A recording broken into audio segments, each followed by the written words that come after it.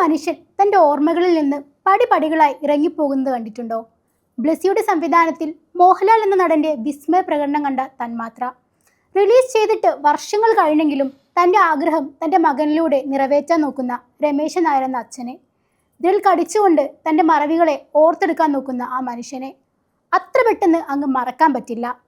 രമേശൻ നായർ എന്നൊരു സാധാരണ സർക്കാർ ഉദ്യോഗസ്ഥൻ, തൻ്റെ കുടുംബത്തിനും മക്കൾക്കും വേണ്ടി ജീവിക്കുന്ന ഒരാൾ. പെട്ടെന്നൊരു ദിവസം അൽഷിമേഴ്സ് എന്ന രോഗം അയാളുടെ ജീവിതത്തെ അപ്പാടെ മറിക്കുന്നു. തൻ്റെ പ്രിയപ്പെട്ടവരെ പോലും തിരിച്ചറിയാൻ കഴിയാത്ത അവസ്ഥയിലേക്ക് അയാൾ പതിയെ പതിയെ മാറുന്നു.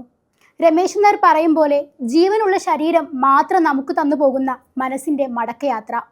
അതിരാവിലെ എഴുന്നേറ്റ് മകനെ പഠിപ്പിക്കാൻ കൂട്ടിരിക്കുന്ന, ഓഫീസിലെ ഫയലുകൾ കൃത്യമായി നോക്കുന്ന, അയൽക്കാർക്ക് പ്രിയപ്പെട്ടവനായ ഒരു രമേശൻ നായർ. എന്നാൽ ആ മനുഷ്യൻ്റെ ഉള്ളിൽ ഒരു തന്മാത്ര പോലെ ആ രോഗം പടരുന്നത് അയാൾ പോലും അറിഞ്ഞില്ല. ഓഫീസിൽ വെച്ച് സ്വന്തം പേര് ഓർത്തെടുക്കാൻ കഴിയാതെ വിറയ്ക്കുന്ന കൈകളുമായി ഇരിക്കുന്ന രമേശൻ നായരുടെ മുഖം, അക്ഷരങ്ങൾ ഓർത്തെടുത്ത് വായിക്കാൻ നോക്കുന്ന, ഓഫീസിലേക്ക് പച്ചക്കറികളുമായി വരുന്ന, തൻ്റെ പ്രിയപ്പെട്ട വരികൾ ഓർത്തെടുക്കാൻ ശ്രമിക്കുന്ന, എൻ്റെ പേര് രമേശൻ നായർ എന്ന് സ്വയം പറഞ്ഞുറപ്പിക്കാൻ ശ്രമിക്കുന്ന ആ നിമിഷങ്ങളിലേക്ക് ആ മനുഷ്യൻ മാറുന്നു. മകനെ ഒരു IAS ഓഫീസറായി കാണുക എന്നതായിരുന്നു അയാളുടെ ഏക സ്വപ്നം.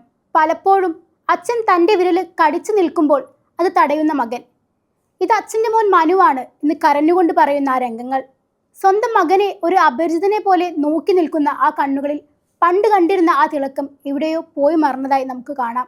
സിനിമയുടെ തുടക്കത്തിൽ നമ്മൾ കണ്ട ആ ആത്മവിശ്വാസമുള്ള ഓഫീസറിൽ നിന്ന് ഒടുവിൽ ഒന്നും അറിയാത്ത ഒരു കൊച്ചുകുട്ടിയുടെ നിസ്സഹായതയിലേക്ക് രമേശൻ നായർ മാറുമ്പോൾ അവിടെ നമുക്ക് മുന്നിൽ ഒരു നടനുണ്ടെന്നേ തോന്നില്ല.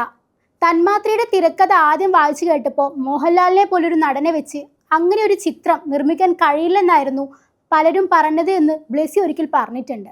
തന്മാത്ര കണ്ട് ഇന്നും നമ്മുടെ കണ്ണുകൾ നിറയുന്നുണ്ടെങ്കിൽ, ഓർമ്മകൾ പോയാൽ നമ്മൾ എന്താകുമെന്ന് ആലോചിപ്പിക്കുന്നുണ്ടെങ്കിൽ, അത് മോഹൻലാൽ എന്ന മനുഷ്യൻ തന്നിലെ നടന് നൽകിയ ഏറ്റവും വലിയ സത്യസന്ധത തന്നെയാണ്.